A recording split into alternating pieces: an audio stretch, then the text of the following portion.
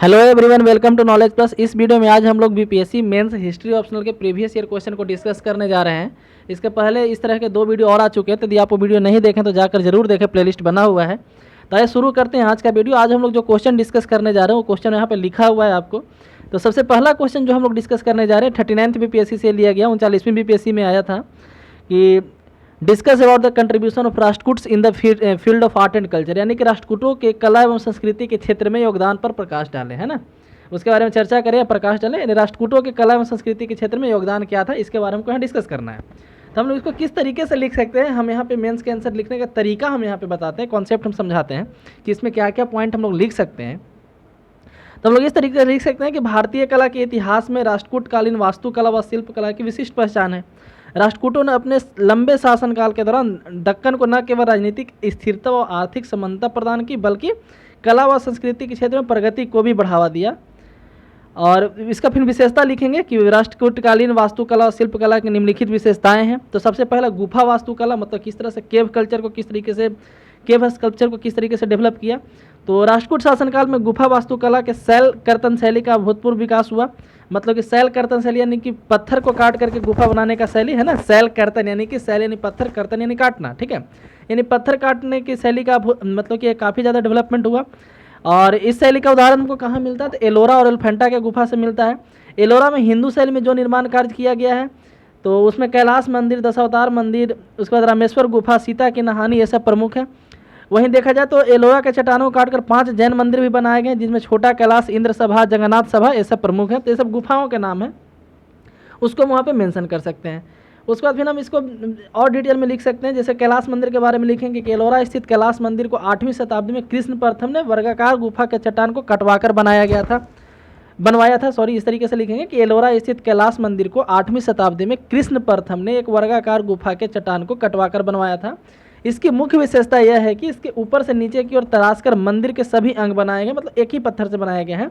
यह मंदिर 270 फीट लंबा, 154 फीट चौड़ा और अंदर जाकर 107 फीट गहरा है।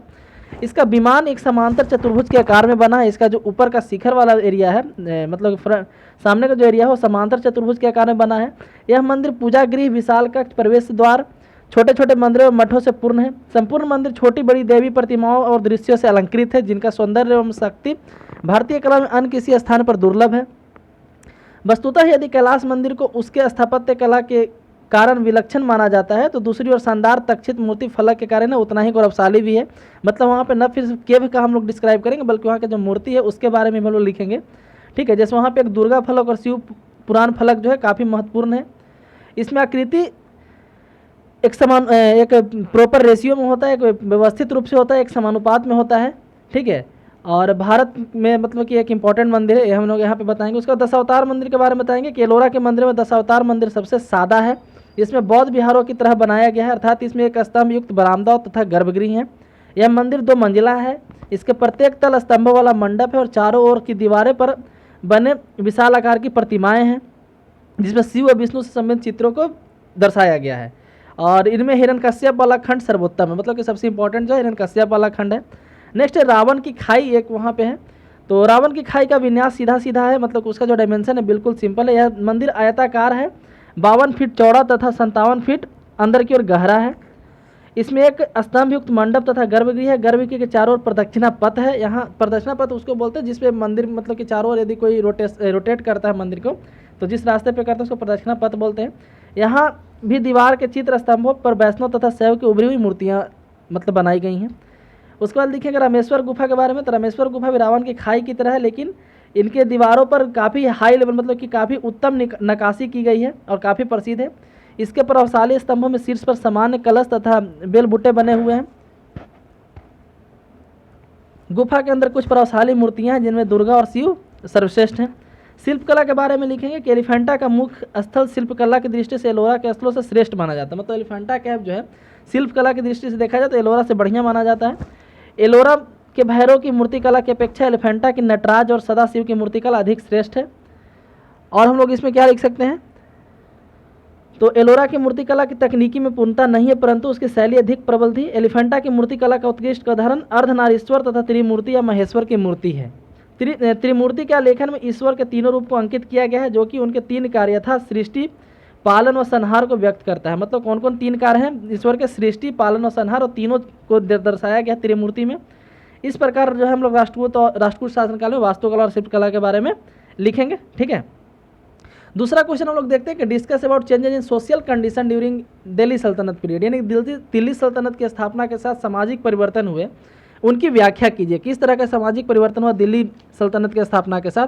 तो आइए शुरू करते हैं, इसके बारे में लोग इसको कैसे लिख सकते हैं। तो सबसे पहले तो लिखेंगे दिल्ली सल्तनत शुरुआत कैसे हुआ, कुछ वहाँ पे एक भूमिका वहाँ पे बनाना पड़ेगा, है ना, एक इंट्रोडक्शन टाइप का।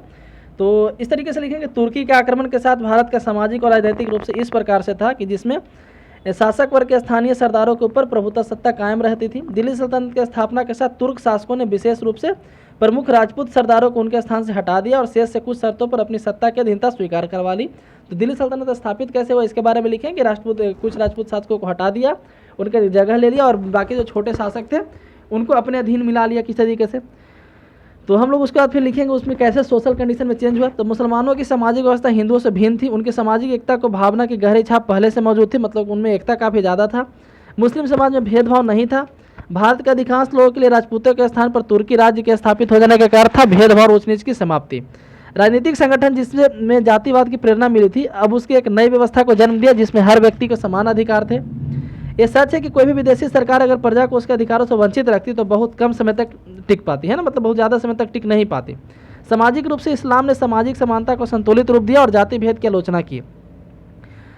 इसने जन्म और वंश के महत्व को कम कर दिया और सामाजिक बंधनों को तोड़ दिया और हिंदू और मुसलमानों के बीच की खाई को पाटने का हर संभव प्रयास किया। हिंदुओं को आदर्शवाद भेदभाव पर निर्भर था, मतलब हिंदुओं में भेदभाव काफ़ी ज़्यादा होता था, तो उसमें विस्तार की संभावना प्रायः नहीं थी। यदि कोई सामाजिक और आर्थिक क्रांति संभव भी थी तो उसे जातिवाद के कारण ला पाना संभव नहीं था। ठीक है, मतलब यदि कोई लाना भी चाहता था चेंज समाज में तो जातिवाद के कारण कोई ला नहीं पाता था, जबकि मुसलमानों में ऐसा नहीं था। परंपरागत रूप से जो है सामाजिक क्रांति कई बार हुई, मतलब कई बार जो है ऐसा देखा गया कि जो उच्च वर्ग के लोग थे उनके खिलाफ हुआ समाज में, लेकिन कोई भी एक मतलब ठोस वहाँ पर रिजल्ट नहीं निकल पाता था। अब यहाँ पे बताया गया है कि विभिन्न प्रकार के कारीगर अब शहर में प्रवेश कर सकते थे। उनकी उपस्थिति औद्योगिक कार्यों तथा नई सरकार को चलाने में आवश्यक थी। कुशल कारीगर जिनका पहले कोई महत्व नहीं था अब समाज में ऊंचा स्थान प्राप्त करने लगे थे। ठीक है, और भी यहाँ पे लिखा गया है कि शिल्पकार विदेश से भी आए थे। ठीक है, मतलब कि इसमें हम लोग ऐसे लिख सकते हैं कि शिल्पकार विदेश से भी आए थे। जैसे और भी इंडिया में कई तरह के काम स्टार्ट हुए, जैसे कि कारीगर और फिर हस्तकलाएँ जैसे कालीन बुनना, चादर बुनना, ये सब। उसके बाद फिर जैसे उनमें जुलाहा लोग जो होते थे वो चादर वगैरह बुनने का काम करते थे। और लेकिन जब मतलब कि दिल्ली सल्तनत पीरियड आया तो जुलाहे लोग को क्या हुआ कि उनके काम को ज़्यादा तरजीह दिया गया, जिनसे उनका इज्जत बढ़ा समाज में, है ना। फिर उसके बाद फिर और भी कई इलाके, मतलब कि कई ऐसे कास्ट थे जो नीचा काम करते थे, उनको मुसलमान में कन्वर्ट करके उनको ऊँचा पद दिलवाया गया। तो राजपूतों में भी कई राजपूतों के जाति व्यवस्था वाले शहर अब सर्वदेशीय शहर बन गए, जिनमें मिली जुली आबादी शासक वर्ग, श्रमिक वर्ग तथा कारीगरों की थी। मतलब उन राजपूतों की जो राजधानी हुआ करता था पहले जो है उसमें काफ़ी हाई सोसाइटी वाले लोग रहते थे, लेकिन अब उसमें लो सोसाइटी वाले भी लोग रहने लगे थे। और नई शहरी अर्थव्यवस्था चालू हुई थी, जैसे दिल्ली, लाहौर, ये सब शहर वहाँ पर डेवलप होने लगा था धीरे धीरे। तो ये सब बात हम लोग यहाँ पे लिख सकते हैं, दिल्ली सल्तनत किस तरह समाज में परिवर्तन हुआ। नेक्स्ट है कि critically examine the social and economic factor that gave rise to Bhakti movement in 15th-16th century. तो 15वीं 16वीं शताब्दी में भक्ति आंदोलन के विकास में सामाजिक आर्थिक कारकों का आलोचनात्मक विश्लेषण कीजिए। तो मतलब कि क्यों आखिर भक्ति आंदोलन क्यों डेवलप हुआ उसके बारे में हम लोग को लिखना है इसमें, मतलब कि इसमें यहाँ पे डिस्कस करना है। तो शुरू करते इसको आखिर लिख कैसे सकते हैं भक्ति आंदोलन के बारे में।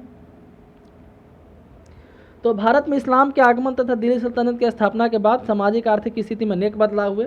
दिल्ली सल्तनत की स्थापना से पूर्व भारत हिंदू प्रधान राष्ट्र था तथा राजपूत काल में इसकी अर्थव्यवस्था सामंतवादी प्रवृत्ति की थी, लेकिन दिल्ली सल्तनत के काल में इस्लाम धर्म को राजकीय संरक्षण प्राप्त था, मतलब कि राजा का संरक्षण प्राप्त था। अर्थव्यवस्था में उनके बदलाव आए जिनके समाज में तनाव और अराजकता की स्थिति उत्पन्न हो गई। इसी अराजकता को खत्म करने के लिए संतों ने भक्ति आंदोलन के माध्यम से अध्यात्म एवं एकेश्वरवाद को बढ़ावा दिया। तो पहले इस तरह से हम लोग इंट्रोडक्शन यहाँ पर डेवलप करेंगे। उसके बाद देखेंगे सामाजिक कारक, आर्थिक कारक क्या था, सामाजिक कारक क्या था, है ना, क्योंकि हमसे यही पूछा गया सोशल एंड इकोनॉमिक फैक्टर। तो सामाजिक कारक लिखेंगे कि काफ़ी ज़्यादा भेदभाव था, जाति व्यवस्था था, उच्च जाति था, इस तरह उच्च जाति नीच जाति इस तरह से हो चुका था, काफ़ी ज़्यादा जटिल व्यवस्था हो चुका था।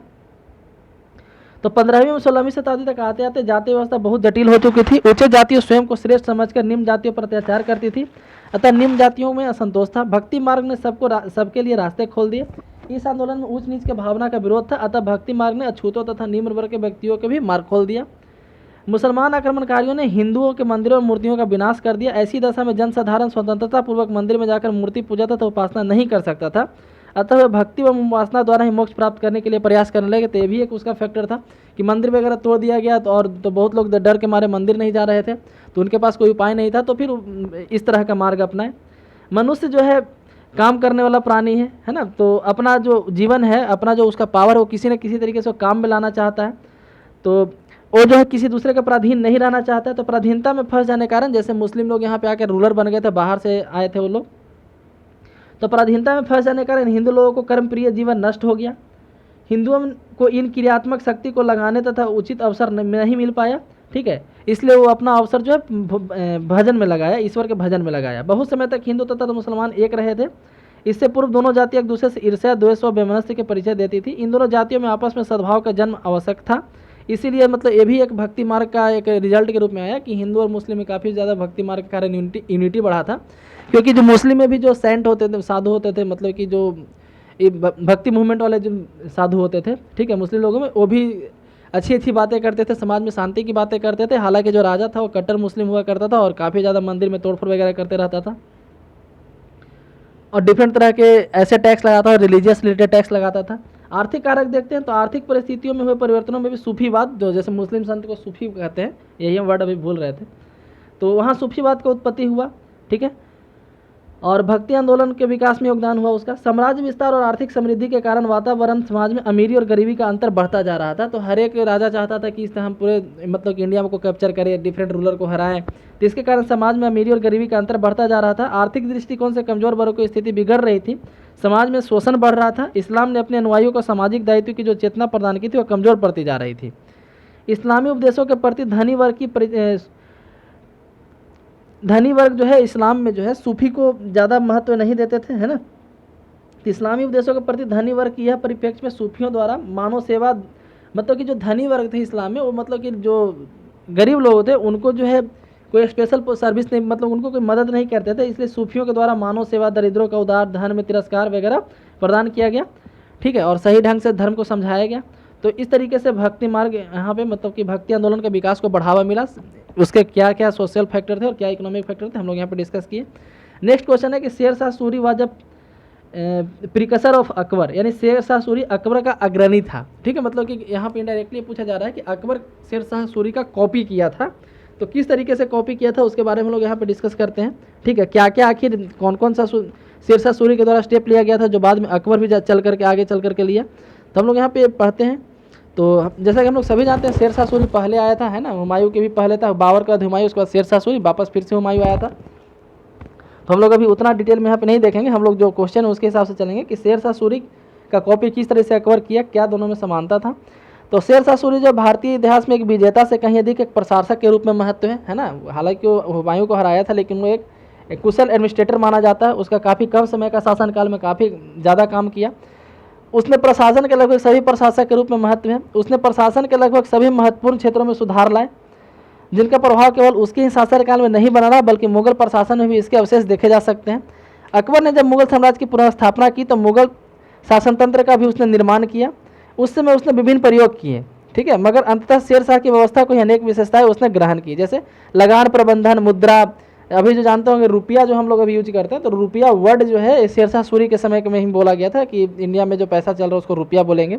स्थानीय प्रशासन, फिर कल्याणकारी उपाय, धार्मिक उदारता आदि के क्षेत्रों में शेर शाह द्वारा आरंभ किए गए उपायों को ही अकबर ने कुछ संशोधनों के साथ अपनाया। इसीलिए शेर शाह को अकबर का अग्रदूत कहा जाता है, ठीक है। तो हम लोग देखते हैं एक एक करके किस तरीके से। तो शेर शाह का प्रशासनिक सुधार के बारे में देखते हैं कि शेर शाह क्या क्या प्रशासनिक सुधार किया था और अकबर उसको किस तरीके से कॉपी किया। तो शेर शाह के शासनकाल का महत्व उसके द्वारा किए गए प्रशासनिक सुधारों को लेकर है। उसका शासनकाल 1540 से 1545 ईस्वी तक रहा। सत्ता में आने के बाद उसके समक्ष सबसे बड़ा प्रश्न नवस्थापित साम्राज्य के सुदृढ़ एवं अस्थायी बनाने का था। इसके लिए दो बातें आवश्यक थी। प्रथम, नवस्थापित वंश के लिए प्रजा में निष्ठा एवं समर्थन का भावना, जैसे लगभग 10-15 साल से जो है मतलब कि पिछले कुछ साल से जो है मुगल साम्राज्य नया एक शासन आया था, तो उसको हटा करके शेरशाह सूरी एक नया शासन डेवलप करने जा रहा था। तो जनता में उसके प्रति एक निष्ठा का भावना डेवलप करना, और द्वितीय एक सुदृढ़ प्रशासन को संगठित करना, ठीक है। तो इसीलिए प्रशासनिक सुधार किया गया शेरशाह के द्वारा। तो शेरशाह के प्रशासनिक सुधार प्रभुत्व शासन के आदेश से प्रेरित थे। इसमें राज्य के नीति की रक्षा एवं प्रजा के उद्धार के दोनों उपायों का समान महत्व दिया गया। ऐसा प्रशासनिक संगठन करने में शेरशाह ने कई पुरानी संस्थाओं को बने रहने दिया, जैसे केंद्रीय प्रशासन। मतलब कि आज भी ऐसा देखा जाता है कि जब भी कोई नया गवर्नमेंट आती है तो पुराने गवर्नमेंट के कुछ स्कीम को लागू करती है, कुछ को बंद कर देती है ना, उसको नाम बदल के या फिर उसका कुछ तोड़ मरोड़ करके उसमें कुछ चेंजेस करके उस तरह के स्कीम को आगे ले जाती है। तो उसी तरीके से शेरशाह सूरी के द्वारा किया गया कि कई पुराने स्कीमों को चालू रहने दिया, ठीक है, कुछ को नया आरंभ किया। फिर उसने उन संस्थाओं को पुनः आरंभ किया जिन्हें बीच में शासकों को बंद कर दिया गया था। इसका उदाहरण सैन्य व्यवस्था में मिलता है। जैसे इसके अलावा उसने कुछ नए अन्वेषण तथा प्रयोग भी किए, जिसका उदाहरण लगान व्यवस्था है। इस प्रकार शेरशाह की प्रशासनिक प्रणाली में निरंतरता, पुनर्द्वार, परिवर्तन तीनों लक्षण दिखाई देते हैं, ठीक है। तो यहाँ पे हम लोग पढ़ते हैं कि केंद्रीय प्रशासन को चलाने के लिए 4 निम्नलिखित विभाग थे। दीवाने बजारत, यह लगान एवं वित्त संबंधी मामलों का विभाग था। दीवाने अर्ज सैन्य विभाग था। दीवाने इंसा सचिवालय का काम करता था। और दीवाने रियासत धार्मिक विभाग था, ठीक है। तो इस तरह से शेरशाह के द्वारा 3 विभाग डेवलप किया गया था। यदि प्रांतीय प्रशासन के बारे में देखें तो शेरशाह ने प्रांतीय प्रशासन के बारे में विस्तृत जानकारी उपलब्ध नहीं है ना, लेकिन फिर भी कुछ कुछ राइटर के बुक के द्वारा वहाँ पे बताया जाता है कि शेरशाह जो अपने मतलब कि अपने गाँवों को, अपने जिलों को, मतलब डिफरेंट प्रांत में अपना पूरा साम्राज्य को जो है पूरे प्रांत में बांट के रखता था, ठीक है। और उसके लिए कई अधिकारी नियुक्त करता था। जैसे मुंसिफ जो है मुकदमा का देखरेख करता था, अमीन लगान की वसूली करता था, सिकदर कानून व्यवस्था को मेंटेन करता था, मुंसिफान जो होता था लगान संबंधी मुकदमा का देखरेख करता था, और सिकदरान कानून एवं व्यवस्था के देखरेख करता था, ठीक है। परगना के अंतर्गत ग्राम होता था। प्रत्येक ग्राम में पटवारी और कानूनगो होते थे जो लगान की वसूली में अमीन की सहायता करते थे। कानून एवं व्यवस्था बनाए रखने के लिए हर ग्राम में मुकदमा था। मुखिया को उत्तरदायी माना जाता था। अपने कर्तव्य को पूरा करने में सफल होने पर उसे दंडित किया जाता था। उसके द्वारा कुछ सैनिक सुधार भी किया गया। तो शेरशाह ने सेना में सुधार लाया, ठीक है। तो यहाँ पे देखते हैं कि स्थानीय केंद्रीय सेना का निर्माण, अस्थायी केंद्रीय सेना का निर्माण किया, है ना, परमानेंट केंद्रीय सेना का निर्माण किया, जिसमें सामंतों के सैनिक शक्ति एवं सुल्तान की उन पर निर्भरता समाप्त हुई। तो पहले जो सुल्तान थे सामंतों पर आधारित रहते थे अपने सैनिक शक्ति के लिए, लेकिन उसने जो है उसको हटा करके अपना सेना डेवलप किया। सैनिकों को नगद देने की व्यवस्था की। पहले जो है जमीन के रूप में पेमेंट मिलता था, ठीक है। घोड़े को दागने एवं सैनिकों की हुलिया लिखने की व्यवस्था, जिसमें सेना की कार्य क्षमता में वृद्धि हुई। सैनिकों की राज्य के साथ धोखेबाजी की संभावना समाप्त हो गई। उसके द्वारा कुछ आर्थिक सुधार भी किया गया। तो शेरशाह का शासनकाल आर्थिक सुधार में उसमें काफ़ी ज़्यादा हुआ था। उसने राज्य में एक ही समान मुद्रा प्रणाली और माप तौल के उपकरणों को लागू किया। तो पहले क्या होता था कि राज्य के अंदर कई जगह मतलब एक ही स्टेट में डिफरेंट एरिया में डिफरेंट मुद्रा, डिफरेंट बाट सिस्टम चलता था, लेकिन शेरशाह सबको हटा करके एक जैसा किया। उसने पुराने सिक्कों की जगह शुद्ध सोने चांदी के सिक्के जारी किए और रुपये के छोटे हिस्सों के भी सिक्के बनाए। उसने व्यापार को प्रोत्साहन देने के लिए चुंगियों की दर निर्धारित की, ठीक है। तो मतलब जो डिफरेंट तरह के टैक्स को हटा करके एक चुंगी कर लाया था, ठीक है। जैसे पहले विक्रय स्थल कर लगता था, उसके अलावा उत्पादन कर लगता था, वो दोनों के जगह पर अब चुंगी लगाए, जैसे आज के जीएसटी से उसको तुलना कर सकते हैं। उसके द्वारा कई तरह के मतलब कि पब्लिक से जन कल्याणकारी कार्य भी किया गया। तो जैसे आप देख सकते हैं कि शेरशाह ने बड़ी संख्या में सड़कों का निर्माण कराया, ठीक है। सोनार गांव से पेशावर तक ग्रैंड ट्रंक रोड जो पाकिस्तान में आधा चला गया है ना, अमृतसर से आगे। आगरा से बुरहानपुर दिल्ली सड़क बनाया गया। मुल्तान लाहौर आदि के में सड़क उसके द्वारा बनाया गया। सड़क एवं सराय का निर्माण कराया, जिससे डाक व्यवस्था तथा व्यापार को प्रोत्साहन मिला। शेरशाह हिंदू मुस्लिम राजा के बीच कोई भेदभाव नहीं रखता था। अपने सिक्कों और अभिलेखों में पारसी के साथ साथ नागरी लिपि का भी उसने उपयोग किया। कभी कभी राजनीतिक कार्यों को न्याय संगत ठहराने के लिए धार्मिक नारों का उसने प्रयोग किया, ठीक है। लेकिन हिंदुओं से जजिया कर लिया जाता रहा, ठीक है। तो इस तरीके से हम लोग उसके जन कल्याणकारी कार्य के बारे में लिखेंगे। और शेरशाह का जो शासनकाल था भारतीय इतिहास के मध्य युग का एक संक्रमण काल था, मतलब मध्य युग का स्टार्टिंग फेज था, ट्रांजिशन फेज था, ऐसा आप लोग समझ सकते हैं। और इसमें सल्तनत युग की कई संस्थाओं का अंत हो गया और कई बातें जो इस समय आरंभ हुई मुगल काल में जाकर के परिपक्व हुई। तो इसमें सल्तनत काल का बहुत सारा जो है जो उस समय का ऑर्गेनाइजेशन था इसमें आकर ख़त्म हो गया। और कई जो था इस समय जो स्टार्ट हुआ मुगल काल में जाकर काफ़ी ज़्यादा मैच्योर हुआ। इसके कई शासनकाल को मतलब इसके कई सुधारों को जो है अकबर ने अपनाया। शेरशाह काल में टोडरमल द्वारा भूमि के माप के आधार कर निर्धारण का प्रयास अकबर के काल में सफल हुआ। शेरशाह द्वारा अपनाए गए मुद्रा प्रणाली को अकबर एवं मुगल के बाद अंग्रेजों ने भी अपनाया। इस तरह स्पष्ट है कि शेरशाह सूरी जो अकबर का अग्रणी था, ठीक है। तो हम लोग इसको ऐसे लिख सकते हैं मेंस में, ठीक है। तो इसी के साथ आज का ये डिस्कशन समाप्त होता है। यदि वीडियो पसंद है तो लाइक करें, चैनल को सब्सक्राइब करें। धन्यवाद।